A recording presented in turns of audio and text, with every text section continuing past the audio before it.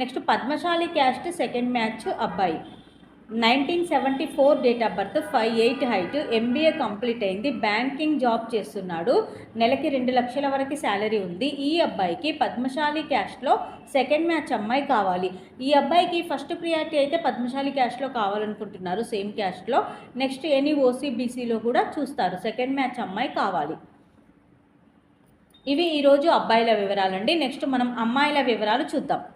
Reddy second match అమ్మాయి, 94 date of birth, 5'3" height, BTech complete అయింది, సాఫ్ట్వేర్గా జాబ్ చేస్తుంది.